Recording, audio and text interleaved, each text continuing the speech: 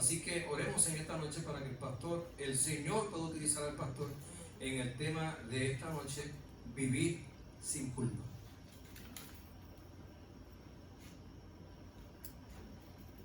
Dios les bendiga abundantemente. Amén. Qué bueno que decidieron llegar aquí, porque aquí el Señor tiene bendición. Amén. Para cada uno de nosotros. Y ya subimos la cuesta, pues ya hoy es miércoles, ya nos faltan menos que cuando empezamos, ¿sí o no? Así que si hemos llegado hasta aquí, yo les digo que son unos campeones. Podemos llegar hasta el sábado con la bendición. Amén. Y ha sido enriquecedor recordar que Dios lo ha dado todo por nuestra salvación. Y que hoy una vez más nos invita a obedecer su llamado, a estar listos para levantarnos, como hablábamos anoche. Pero hoy vamos a hablar de un tema muy importante. Y quiero, antes de seguir adelante, también saludar a aquellos que pueden estarnos escuchando y siguiendo a través de los medios electrónicos, que hoy la bendición también llegue hasta aquí. Amén. ¿Cuántos han tenido la experiencia de ser perdonados? ¿Cuántos han tenido el privilegio de perdonar? ¿Saben? Perdonar libera. Ambas cosas liberan. Ser perdonado libera y perdonar libera. Porque el resentimiento, el rencor, el coraje nos encadenan y nos aprisionan y eventualmente nos destruyen.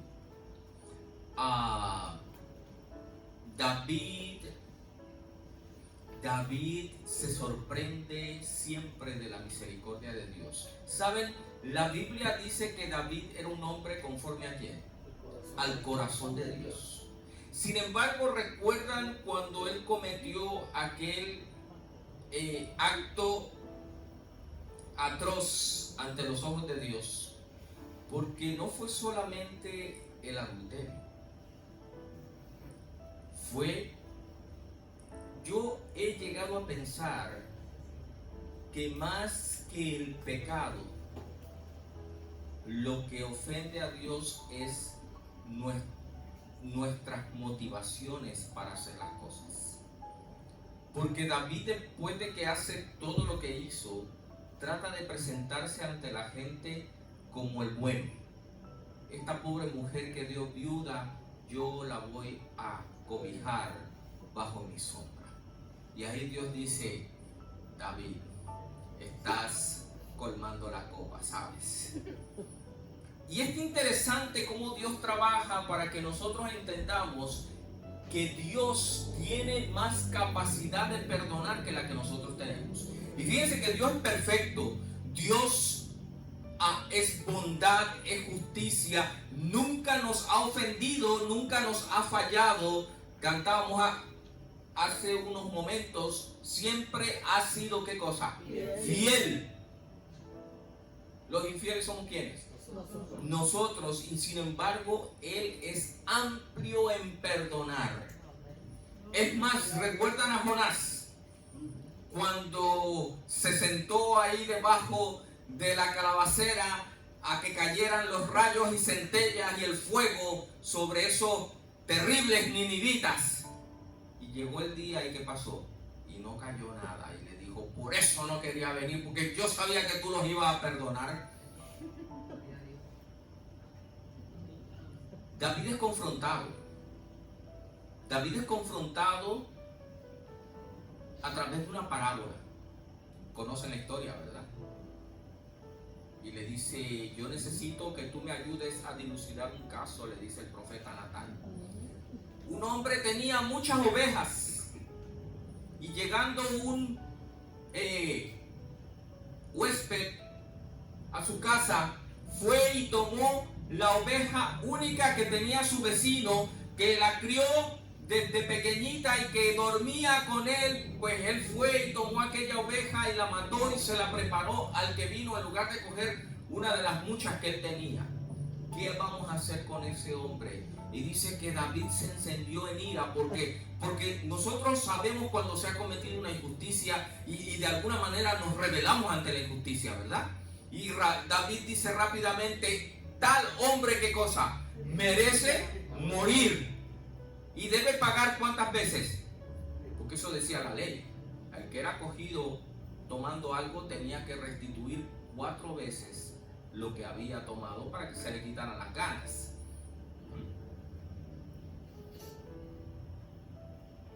Sin embargo, Dios le dice a través de Natán: tranquilo, no vas a morir, pero los 4 tantos los vas a pagar, porque tú mismo dijiste que era lo que tenía que pasar. Así que Dios es amplio en perdonar. El perdón de Dios es algo que debe subyugar nuestro corazón. El perdón de Dios debe llevarnos a no desear fallarle.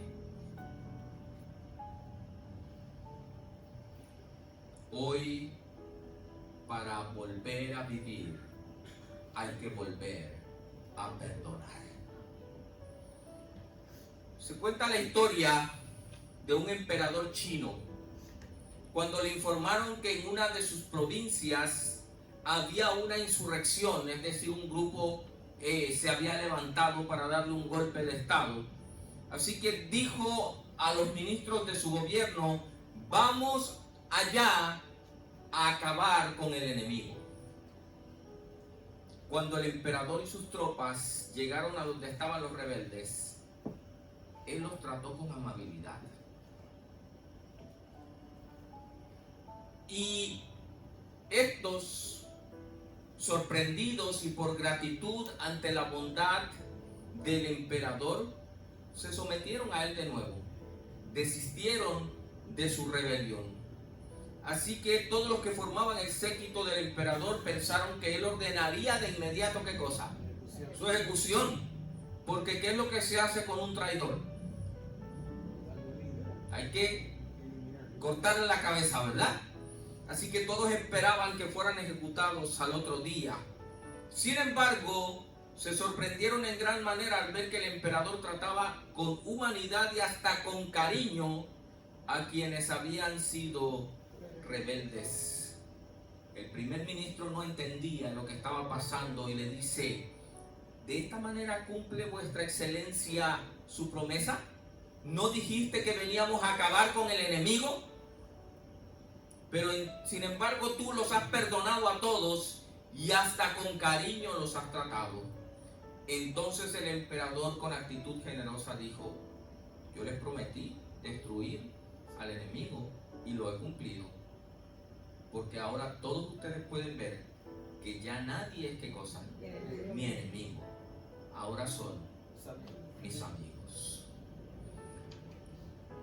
Qué difícil es más, no es difícil, es imposible para el ser humano responder a un mal con un bien. Yo recuerdo cuando trabajaba para la industria automotriz en México, yo no trabajaba los sábados y por alguna razón había algunos compañeros que eso les incomodaba. Sentían que yo tenía un privilegio y yo era el último que había llegado. Así que en cierta ocasión yo tenía una situación, porque nuestro trabajo era que todo lo que formaba parte de la línea de producción estuviera allí. No podía faltar nada, porque si se paraliza la línea de producción se pierde mucho dinero. Y había un material para el horno de pintura que no había llegado. Así que yo estaba, ustedes saben cuando ese estrés está hasta allá arriba, porque tú sabes, que hay una responsabilidad que cumplir, y si no se cumple, la cabeza que está en el picador es la tuya. Y yo subí, bajé, hablé con el proveedor, le dije que teníamos una emergencia, etcétera, etcétera, y finalmente él se comprometió a enviar el material y me dijo: solo te voy a pedir un favor, no quiero que detengan a mi chofer en el área de descarga, porque a veces ustedes dicen que les surge y ellos están ahí 4 o 5 horas esperando a que les bajen el material. Así que yo le aseguré que no iba a ser así y bajé inmediatamente al área de recibo para asegurarme de que cuando llegara el camión lo dejaran entrar inmediatamente. Era la época donde todavía no había celulares, así que cuando yo estoy bajando a la planta suena mi teléfono en mi cubículo.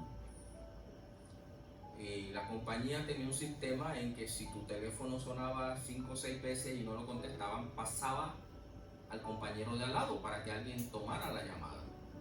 Y este compañero tomó la llamada y él sabía la situación que había. Y le dijo: no, él no está aquí. No, pero él me dijo que le urgía. Pues no sé, pero no está. ¿Y dónde lo puedo encontrar? No sé. Y él hizo como que no sabía. Finalmente, cuando yo regreso, como a las 2 horas, yo estaba inquieto porque no me habían notificado que había llegado el material. Yo llamo al proveedor y me dice: pero tú me prometiste que ibas a estar allí y que no me ibas a... El chofer tiene 2 horas allí esperando a que lo descarguen. Así que bajo corriendo. Fue un mal rato. Quiero que sepan que fue un mal rato. Y uno se siente mal porque él me dijo: es que yo te llamé por teléfono. Y me dice: pero es que, dice, sí, tu compañero fulano de tal tomó la llamada. Y uno como que dice: oye, pero ¿por qué?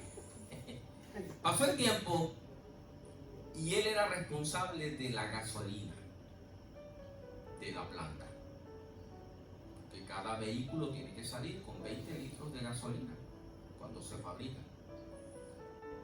En México hay un solo proveedor de gasolina y es el gobierno. Y cuando tú tratas con un funcionario de gobierno, ellos sienten que te están haciendo un favor y actúan con bastante arrogancia. Y como tú dependes de ellos, porque no hay otro proveedor de gasolina. Así que en esa ocasión era mi compañero el que andaba loco porque no llegaba la gasolina. Y le dijeron: tenemos 2 horas de producción y si no llega la gasolina, se para la planta. Y el funcionario llegó a la recepción porque no podía subir de allí. De allí llama el guardia y dice: aquí está el funcionario de Pemex. Pemex es el nombre que se conoce a Petróleos Mexicanos. Dice: aquí está el funcionario de Pemex y dice que necesita salir de aquí en 15 minutos. Así que alguien tiene que venirlo a buscar a recepción. Cuando yo volteo a notificarle a mi compañero, no estaba en su escritorio. ¿Qué ustedes creen que pasó por mi mente? Yo tenía 24 años. Yo dije: yo te cojo ¿qué? Yo te cojo bajar. Pero esa lucha fue de unos segundos y dije: bueno, lo único que puedo hacer es ir a recepción y buscar al funcionario y traerlo aquí, y pues si él llega, que dialogue con él. Yo voy, nuestros cubículos estaban como en un mezanín por encima de la planta de producción. Así que yo tenía que bajar las escaleras al patio para ir a la recepción.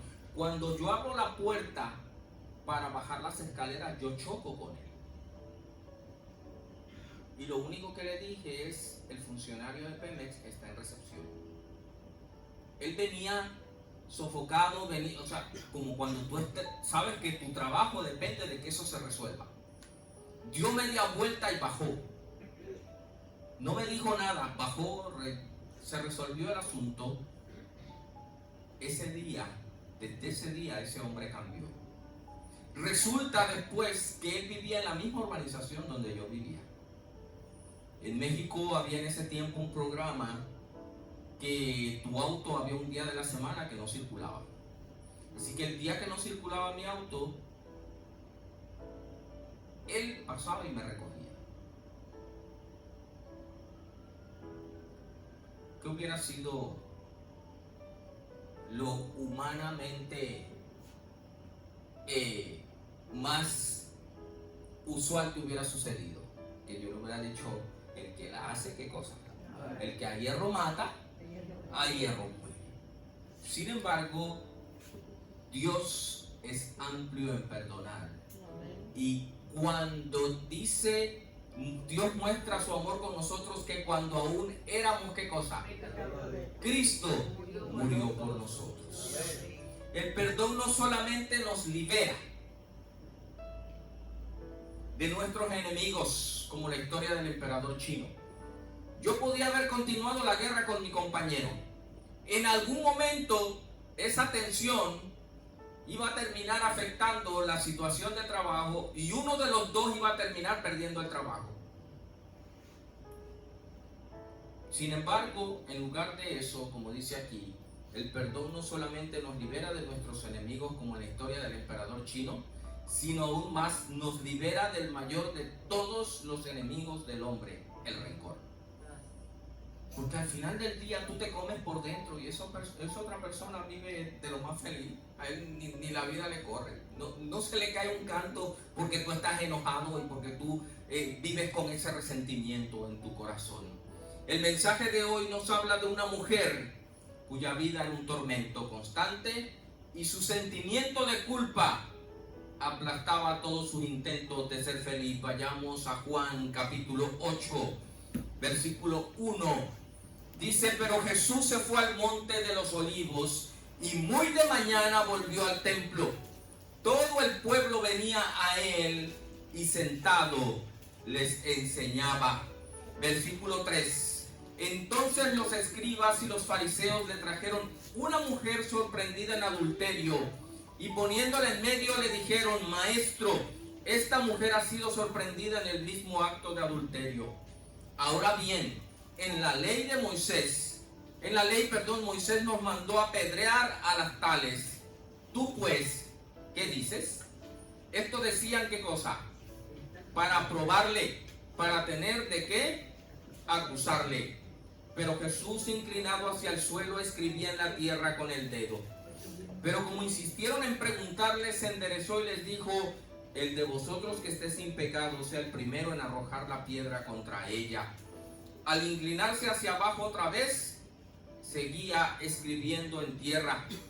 Pero cuando lo oyeron, salían, ¿qué cosa? Uno a uno, comenzando por los más ancianos. Solo quedaron Jesús y la mujer que estaba en medio. Entonces Jesús se enderezó y le preguntó, mujer, ¿dónde están? ¿Ninguno te ha condenado? Y ella dijo, ninguno, Señor. Entonces Jesús le dijo, ni yo te condeno, vete y no peques más. Hay algo importante que debe quedar establecido. La actitud de Jesús no minimiza la gravedad del pecado. La actitud de Jesús no es de condonación hacia el pecado, sino mira la cruz del Calvario. O sea, el pecado costó un precio muy alto. La sangre de Cristo Jesús. Pedro dice que fuimos comprados no con oro, ni qué, ni con plata, sino con la sangre preciosa de Cristo Jesús. Hay una realidad y es que el pecado destruye relaciones, destruye personas, destruye pueblos, destruye naciones y pronto destruirá al mundo. Por lo tanto, la actitud de Jesús no es de condonación del pecado, sino es de liberación de la culpa del pecado de la persona. Tan es así que le dice, yo no te condeno, vete y no peques más. No le dijo, vete y haz lo que tú quieras. Le dijo, no, yo no te condeno, vete y no peques más. Ahora, aquí hay un asunto que es muy interesante en esta historia. Porque el deseo de todas las gentes, en la página 425, dice que pronto Jesús fue interrumpido. Un grupo de fariseos y escribas se acercó a él, arrastrando a una mujer aterrorizada, a quien con voces duras y ávidas acusaron de haber violado el séptimo mandamiento. Habiéndola empujado hasta la presencia de Jesús, le dijeron con hipócrita manifestación de respeto: en la ley Moisés nos mandó apedrear a las tales. Tú pues, ¿qué dices?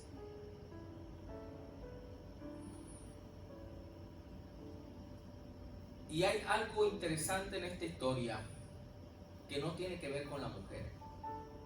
Tiene que ver con las intenciones de los fariseos de entrampar a Jesús, de hacer tropezar a Jesús, de cogerlo en alguna falta para poder desacreditar su ministerio y para poder quitar de la mente de sus seguidores que él era el Mesías, el Salvador del mundo. Estos hombres tenían un plan malévolo y por eso usaron de carnada a esta mujer, que si bien era cierto que había sido sorprendida en adulterio, la preocupación primordial de ellos no era el pecado de la persona. Debemos saber que Jesús amaba a las personas, ama a las personas todavía. Y cada una de ellas, en cada una de ellas Jesús podía leer sus vidas. ¿Recuerdan al paralítico que bajó en una camilla? ¿Qué fue lo que le dijo? Tus pecados, ¿qué cosa? En otra ocasión les dijo a los fariseos: ustedes me quieren matar. Y le dijeron: ¿tú estás loco? ¿De dónde sacas eso que nosotros te queremos matar? A Pedro le dijo un día: apártate de mí, ¿qué cosa? Satanás, que me eres tropiezo. Es decir, Jesús conocía lo que había en el corazón y en la mente de cada ser humano. Él podía leer sus vidas, sus historias, sus alegrías y sus desgracias. La historia comienza afirmando que estos hombres no llegaron hasta allí con el deseo genuino de restaurar a la mujer.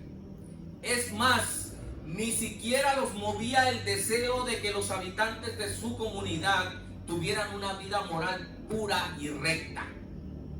No.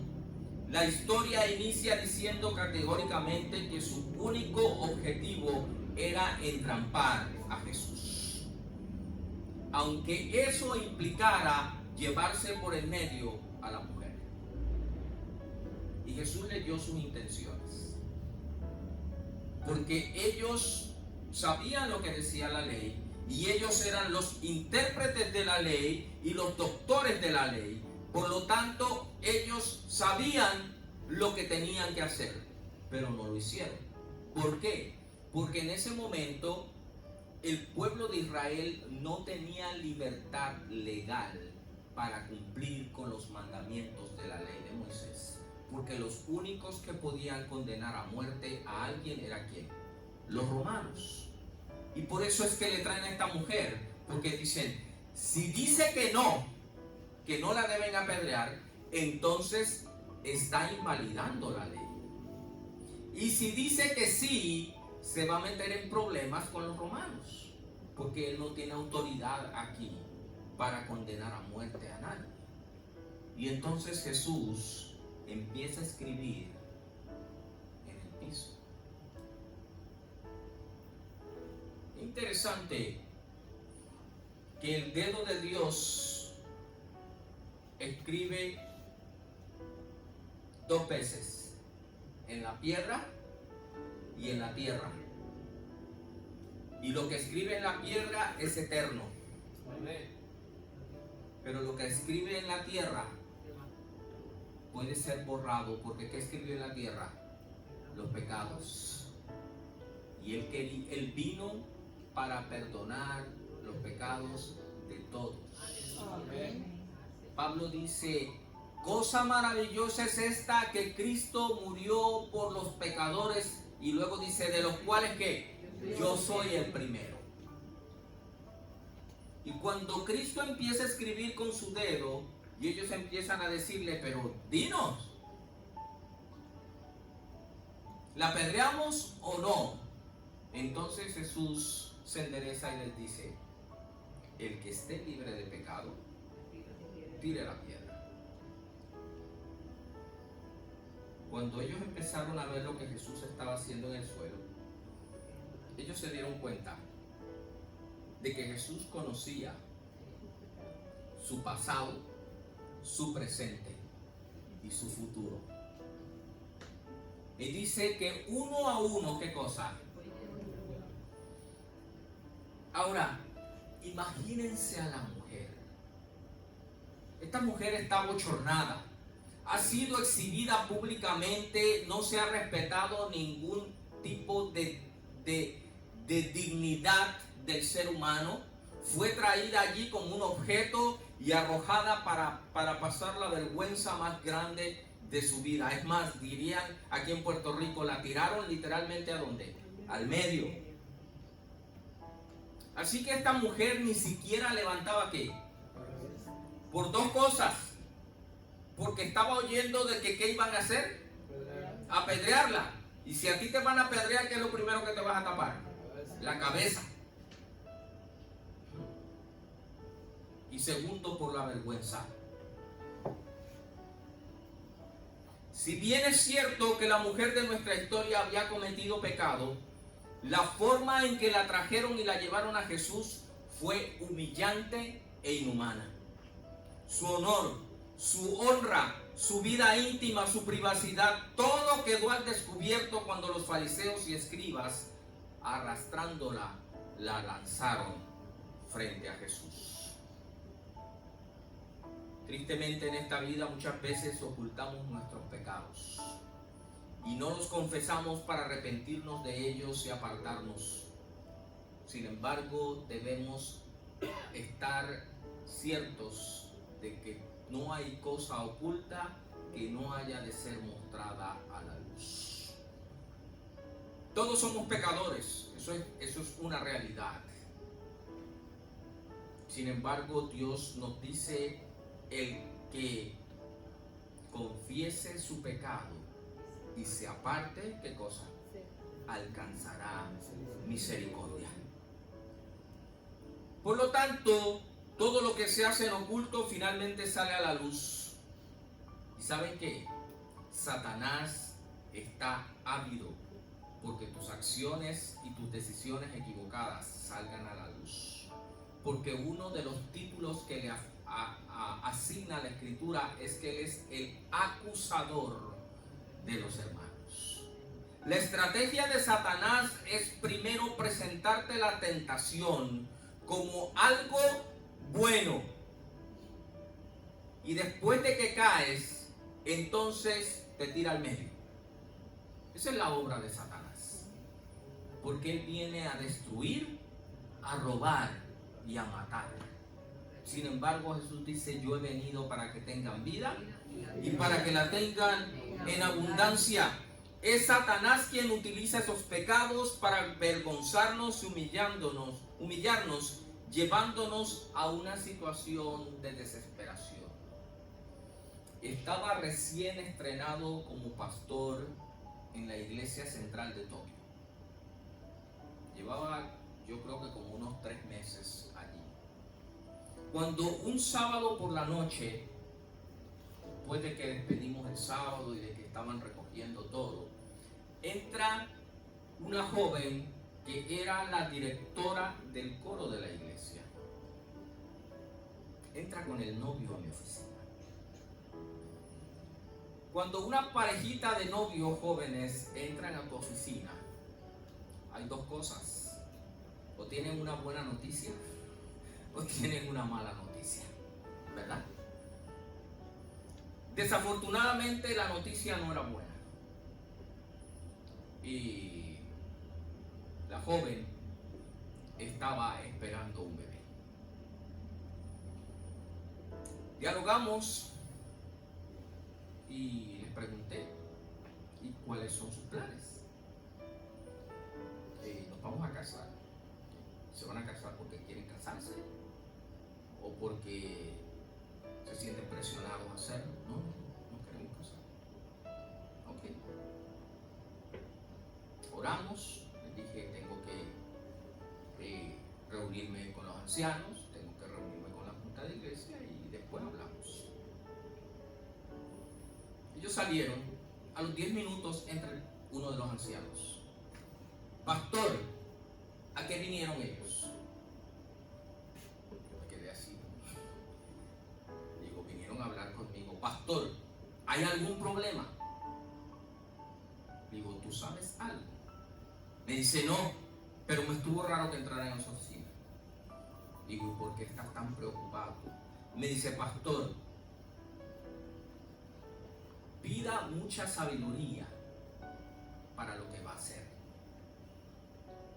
Porque hace 2 años tuvimos una situación idéntica y casi parte nuestra iglesia por la mitad. Y me contó. Resulta que había sucedido una situación totalmente igual. Hablaron con el pastor. Al pastor le dijeron que se iban a casar. El pastor dijo, ok, pues vamos a poner la fecha de la boda, vamos a trabajar este asunto y vamos adelante. El día de la boda, el primer anciano se mete a la oficina del pastor y le dice, usted está haciendo las cosas mal. De acuerdo al manual de la iglesia, usted debería de haberlos puesto en disciplina antes de casarlos. Estaban en plena ceremonia de boda.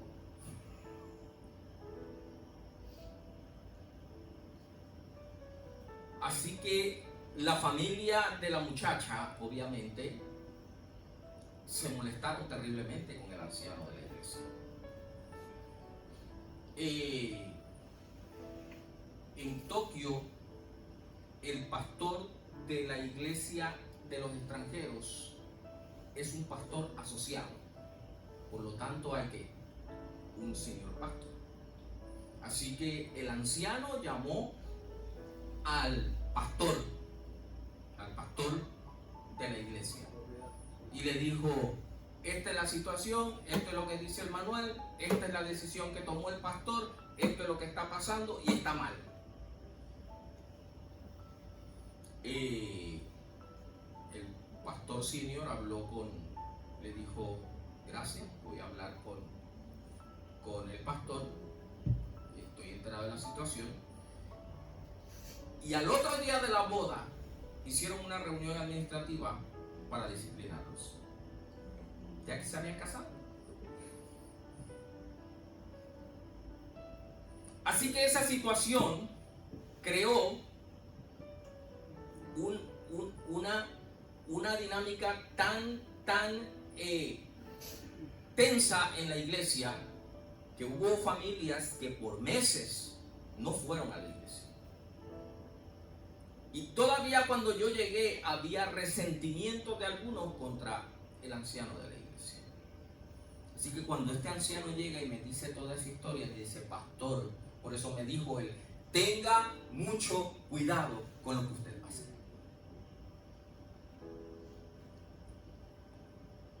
Hicimos la junta, tomamos la decisión de establecer una disciplina para la pareja, porque los dos eran miembros de la iglesia. Y el día de la reunión administrativa, uno de los miembros de la iglesia levanta la mano y dice: yo tengo una pregunta, pastor. ¿Por qué usted dice que la disciplina de ellos va a ser por un año y en otra ocasión la disciplina fue nada más por 2 meses? Yo les dije: bueno, yo acabo de llegar, yo estoy conociéndolos a ustedes, estoy conociendo a la iglesia y estoy conociendo a la pareja. Hay un trabajo de restauración que hay que hacer con ellos y con la iglesia. Por lo tanto, yo necesito tiempo. El manual de iglesia no establece si pasó esto son tantos meses, si pasó esto es esto, si pasó esto es esto otro. El manual de iglesia solo te dice las razones por las cuales puede haber un evento de disciplina.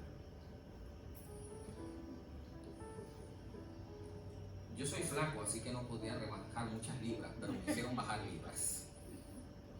Gracias a Dios, hace unos días en Facebook esta pareja publicó que estaban celebrando sus 20 años de casados. Ya su hijo está ya un adulto y siguen juntos. Porque si estuviese en las manos de Satanás nuestra vida en estos momentos, ya no las habría quitado. Él ha sido, dijo Jesús, homicida desde el principio. Por eso David dice: bienaventurado el hombre a quien Jehová no imputa pecado. Bienaventurado aquel cuya maldad ha sido limpiada y perdonado su pecado. Él dice: mientras callé se envejecieron mis huesos, pero te confesé mi pecado y tú perdonaste mi pecado. Y ese perdón, no tenga ninguna duda, trae liberación. Porque el que encubre su pecado no prosperará, pero el que lo confiesa y se aparta alcanzará misericordia. Sin embargo, Jesús, que conoce las intenciones del corazón, en un acto incomprensible para la turba, se inclina hacia el suelo y escribe en tierra con su dedo. ¿Qué escribía Jesús? El deseo de todas las gentes, en la página 425 nos dice: impacientes por su dilación y su aparente indiferencia, los acusadores se acercaron para imponer el asunto a su atención, pero cuando sus ojos, siguiendo los de Jesús, cayeron sobre el pavimento a sus pies, se les cayó la cara. Y dijeron: se me olvidó que tengo otra cosa que hacer. Dejo esto por aquí y me alejo lentamente.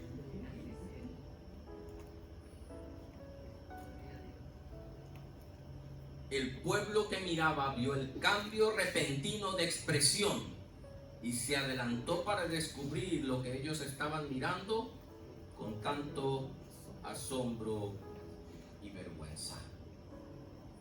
¿Quién podría atreverse a arrojar una piedra siendo que su vida y pecados estaban siendo vistos en el registro que Jesús estaba haciendo en la tierra? Por eso les dijo: el que esté libre de pecado, tire la piedra. Muchas veces caemos en el error de juzgar y condenar rápidamente a las personas sin conocer su historia y el mundo en el cual viven. Por eso las palabras de Jesús deben ser recordadas en todo momento: no juzguéis para que no seáis juzgados, porque con el juicio que juzgas serás juzgado, y con la medida que mides serás medido. Esa iglesia fue una gran escuela por 3 años.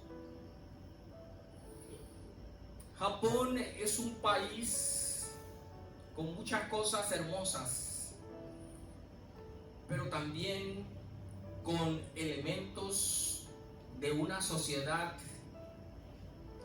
dañada por el pecado. Por ejemplo, una de las cosas que es habitual en Japón es la prostitución. La prostitución en Japón es un negocio legal. Y esto produce, al ser un país rico, una afluencia grande de mujeres que son traídas para el negocio de la prostitución. De hecho, en Japón, aunque es legal, la prostitución es una mafia, porque implica la trata de blancas, es decir, el tráfico humano. Quiero decirles, yo no lo conocí, pero hubo un hermano colombiano en esa iglesia que rescató muchas mujeres de la prostitución. Y cuando yo las conocí, ya eran miembros de la iglesia. Y cuando yo las veía, yo decía, pero es que no puede ser. O sea, no encaja. Especialmente la comunidad filipina y la colombiana son muy susceptibles a caer en esto. Y aunque no son totalmente inocentes ni engañadas totalmente, pero sí les ofrecen venir como bailarinas, como diferentes trabajos muy bien remunerados. Y cuando llegan allí, ellos tienen en su poder sus documentos legales para moverse a cualquier otro trabajo. Y entonces terminan en una esclavitud. Y de hecho, recuerdo que una vez este mismo anciano llega a mi oficina y me dice, pastor, ¿qué se debe hacer con una persona que es transexual y que está viniendo a la iglesia?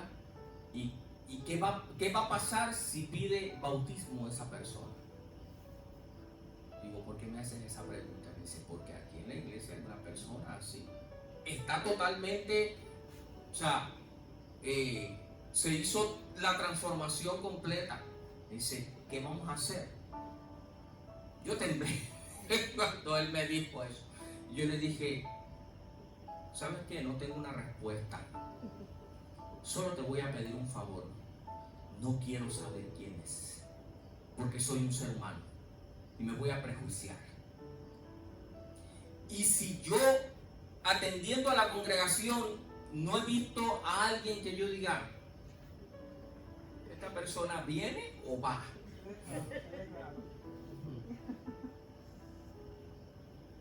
Así que yo prefiero no saber quién es. Nunca supe quién es. Por supuesto, no tuve conocimiento de que se bautizara en la iglesia, porque si no alguien me hubiera dicho, pastor, sé que asistía a la iglesia y estaba casada con un japonés.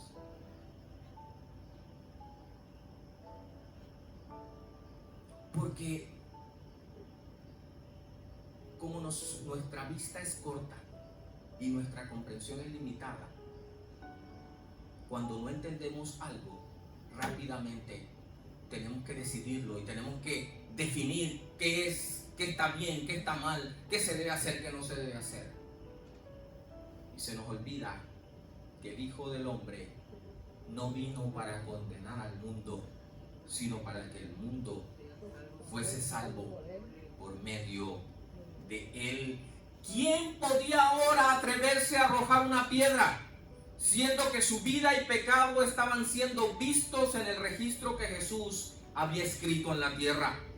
Muchas veces caemos en el error de juzgar y condenar rápidamente a las personas sin conocer su historia. Jesús le dijo, ni yo te condeno. Pero antes de cerrar esta noche, quiero que pensemos por un momento en la mujer. La mujer está tirada en el piso con la cabeza cubierta y lo único que escucha es el diálogo entre Jesús y los fariseos. Y los fariseos tienen un solo propósito en mente, que Jesús determine si la apedrean o no. Jesús en ningún momento dijo no la apedreen, o dijo, ¿verdad que no? Él dijo, el que esté, ¿qué cosa? Ahora, ante los ojos de esta mujer, ¿cómo eran estos hombres que la habían traído arrastrando hasta allá, hasta la plaza? ¿Cómo eran? Santos. Eran los intérpretes de la ley, los líderes religiosos del pueblo. Así que ella esperaba la lluvia de piedras en cualquier momento. Y escuchó las piedras. Solo que caían, ¿en dónde? En el pavimento. Pero ella no sabía si estaban tirándole a ella y tenía muy mala puntería. Porque ella lo que oía era el sonido. Ustedes, en una ocasión estaba en Andrews y uno de mis trabajos mientras estudiaba era ser capellán telefónico y me pasan una llamada de un hombre que dice que se va a quitar la vida. Y mientras yo estoy hablando con él, tardé 1 hora con él por el teléfono. Mientras yo estoy dialogando con él, yo escucho cómo él gira el cilindro del revólver. Y tú estás dialogando con él y él está jugando con el cilindro del revólver. Eso crea mucha tensión. Porque tú no sabes, o sea, tu mente vuela y tú no sabes en qué momento lo que vas a escuchar es qué cosa. El disparo. Ahora imagínense a esta mujer que escucha clap, clap, clap. No escucha nada más. Lo último que se oyó fueron las palabras de Jesús: el que esté libre de pecado, tire la piedra. Y lo próximo que oye son piedras cayendo. Esta mujer estaba aterrorizada. Tan aterrorizada que cuando finalmente todos se van y Jesús le dice: ni yo te condeno, ella no sabe que está sola con Jesús. Al irse todos los acusadores, Jesús quedó solo con la mujer. Ella no se atrevía a levantar el rostro, sin embargo las palabras de Jesús fueron más que consoladoras, fueron restauradoras. Amén. Mujer, ¿dónde están los que te acusaban? ¿Ninguno te condenó? Ella respondió: ninguno, Señor. Ella no sabía si Jesús la iba a condenar, porque Jesús seguía allí. Y por eso Jesús le dice: ni yo te condeno, vete y no peques más.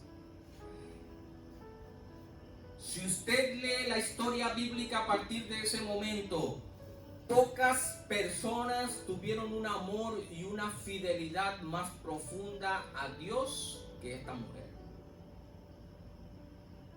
Porque al que mucho se le perdona, ¿qué cosa?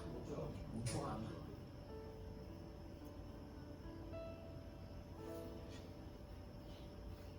Jesús vino a convivir con nosotros con la suprema misión de dar a conocer el carácter maravilloso de un Dios perdonador y restaurador. Amén. Por eso el mensaje de Jesús se llama Evangelio.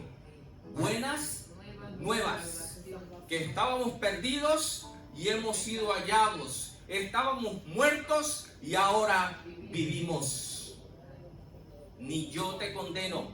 Imagínate a la mujer saliendo del escenario que pudo haber sido el último de su vida.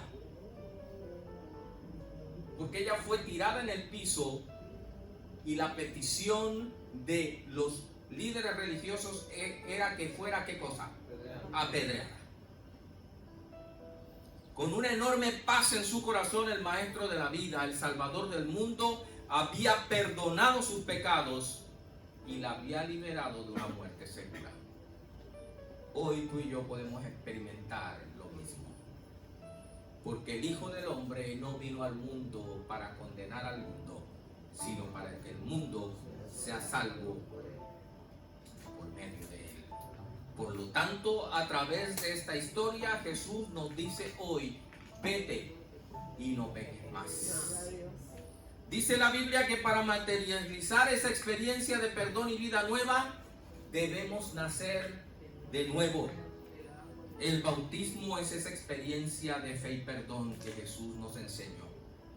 estando en la tierra, somos bautizados para ser sepultados y dejar allí en la tumba líquida nuestra vida pasada y salir a una vida nueva, porque el que está en Cristo, nueva criatura es. Las cosas viejas pasaron, todas son hechas nuevas. Simbólicamente, en las aguas del bautismo quedan sepultados nuestros pecados. Y Miqueas 7:19 dice que Dios no se acuerda más de ellos. No tiene más memoria de nuestros pecados. ¿Qué es? ¿Que Dios tiene Alzheimer? No. ¿Tiene demencia senil? No. Simple y sencillamente Él no reprocha.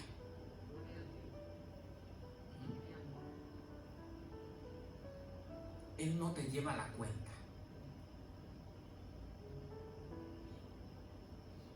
Él simple y sencillamente te dice: vete y no peques más. David puede escribir después: 7 veces cae el justo y se vuelve a levantar. El bautismo es la cita que Jesús ha reservado para ti en este momento. Tú mereces volver a vivir. Mereces ser feliz como no lo has sido nunca, y solo Jesús nos da esa vida nueva. Así como la mujer de nuestra historia hoy puede salir de este lugar perdonado y tomando la maravillosa decisión de recibir el perdón y una vida nueva mediante el bautismo. Amén. Yo era un niño, yo debo haber tenido como 10 años, pero recuerdo claramente una reunión de la iglesia, y ahora entiendo que era una reunión administrativa, porque todos los miembros de la iglesia estábamos allí. Yo era un niño de 11 años. Recuerdo gente que salió llorando de esa reunión, y de esas reuniones que sale la gente cargada. Pasó el tiempo, ya cuando tenía más conciencia de qué había pasado esa vez, entonces supe que uno de los líderes de la iglesia, que era hermano de madre de otro de los líderes, uno de ellos los dos estaban casados, pero uno de ellos que estaba casado, las hermanas de su esposa llegaron a quedar con él, y entonces el medio hermano de alguna manera se involucró sentimentalmente con la hermana de la cuñada, y finalmente pues lo que iba a pasar, tanto va al cántaro al agua hasta que se rompe. Y esa situación destruyó ese matrimonio, porque él se fue con la otra persona. Y ahora entiendo que esa reunión administrativa fue para hacer una acción disciplinaria sobre este hermano. Pasaron los años. Cuando yo tenía como 22 años, que me nombraron anciano en otra iglesia, estoy un día conversando con el pastor que me invitó a almorzar, y estoy conversando con él, y los distritos en México son de muchas iglesias. Había iglesias del distrito que yo no conocía, así que él me estaba contando de una de las iglesias de su distrito, que él estaba sumamente agradecido del anciano de esa iglesia, que ese hombre era un pan de Dios, que ese hombre, bueno, era el que motivaba a los hermanos para la obra misionera, era su mano derecha y era indispensable para la vida de la iglesia. Estamos conversando y él menciona el apellido del hermano, y a mí se me congeló la sangre, porque yo volví 10 años atrás, 12 años, más de 12 años atrás.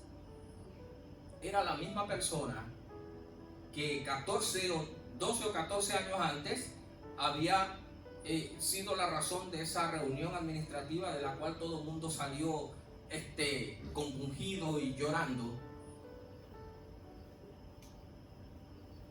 Y claramente oí una voz que me dijo: tú no tienes vela en este entierro. Tú no abras tu boca para nada. Yo nunca lo volví a ver, pero a través del pastor yo supe que él había regresado,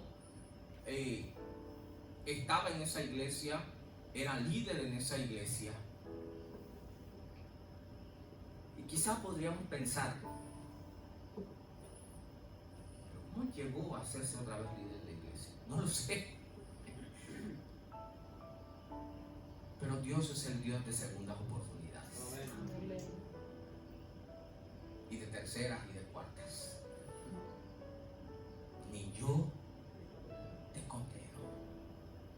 Vete y no peques más. Hoy el Señor quiere librarte de cualquier peso que oprima tu corazón.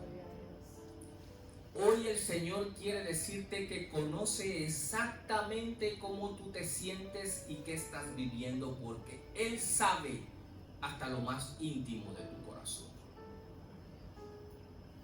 Y aún así, conociendo hasta lo más íntimo de nuestro corazón, Él vino a buscar y a salvar lo que se había perdido. Gloria a Dios. Y hoy te dice: ni yo te condeno. Vete y no peques más. Hoy Él nos invita a nacer de nuevo, Gloria a de Dios. agua y de espíritu. Y eso simple y sencillamente significa que entregues tu vida a Cristo a través del bautismo, para que experimentes la verdadera libertad de ti mismo, de tus decisiones erradas del pasado, o incluso de tus miedos, de tus luchas internas. No importa lo que tú estés viviendo, no importa si te sientes como la mujer tirada en el pavimento con la cabeza cubierta, esperando a que ese momento termine como sea. Y lo próximo que oyes es la voz del amante salvador que te dice: ¿dónde están los que te acusaban? ¿Se han ido? Y tú vas a voltear a derecha y a izquierda y vas a decir: ninguno ha quedado. Y Él vuelve a repetirte: ni yo te condeno. Vete y no peques más. Hoy yo quiero saber si hay alguien que quiere renovar su pacto con el Señor. Hay alguien que en lo íntimo de su corazón: yo no tengo que saber, nadie tiene que saber, Dios lo sabe y tú lo sabes. Pero hoy el Señor te dice: vete y no peques más. Vive en libertad. Disfruta del gozo no solamente de ser perdonado, sino de ser liberado de la carga del pecado. Y si tú deseas hoy experimentar esa paz, yo voy a pedir a toda la congregación que esté en pie.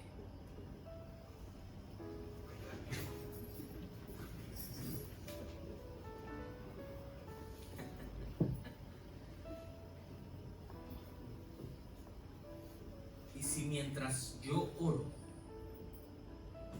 el Espíritu Santo toca tu corazón y sientes que las palabras de Jesús: ni yo te condeno, vete y no peques más, son para ti, amístate con el Señor. Amén. Reconcíliate con Él antes de que lleguen los días, como dice Salomón, en que digas: no hallo en ellos contentamiento, porque van a llegar. Porque el lunes nosotros vimos claramente que la palabra dice que el mundo y las cosas que están en el mundo, ¿qué cosa? van a pasar y se van a terminar, pero el que hace la voluntad del Padre permanece para siempre. Oramos. Y nuevamente te digo, si oyes la voz del Señor, extiende tu mano al cielo y dile: Señor, quiero estar en paz contigo. Quiero experimentar la libertad de ser perdonado o perdonada. Quiero vivir el gozo de tu salvación. Padre eterno, santo es tu nombre, oh Dios. En esta hora venimos a ti, primero que nada, conscientes de que Cristo murió por los pecadores, de los cuales yo soy el primero. Reconociendo esa realidad, Padre Celestial, tu voz suena como una melodía armoniosa en nuestra mente y en nuestro corazón, porque hoy nos dice: ni yo te condeno, vete y no peques más. Hoy, Señor, es el día de salvación. Hoy es el momento de reconciliación, Padre Celestial. Y aquellos que han levantado su mano, no lo sé, tú lo sabes, oh Dios, que hoy experimenten la libertad de ser perdonados. Amén. Pero también, oh Dios, el deseo de no volver a vivir en la esclavitud del pecado. No solamente que hoy salgamos de aquí con el gozo de haber sido perdonados, sino también con el gozo de que somos limpiados y estamos siendo transformados. Amén. Oh Señor, que podamos decir como David: bienaventurado el hombre a quien Dios no culpa de pecado. Hoy te pedimos, como él en su oración: crea, oh Dios, un corazón recto dentro de mí y un espíritu nuevo en mi ser. Oh Señor, hoy alzamos a ti nuestros ojos para que miren por tus veredas. Endereza nuestros pasos, oh Dios. Ayúdanos a entender que esta historia no minimiza lo destructivo que es el pecado, más bien engrandece tu amor y tu misericordia. Amén. Permite que esa misericordia no sea en vano en nuestras vidas, oh Dios.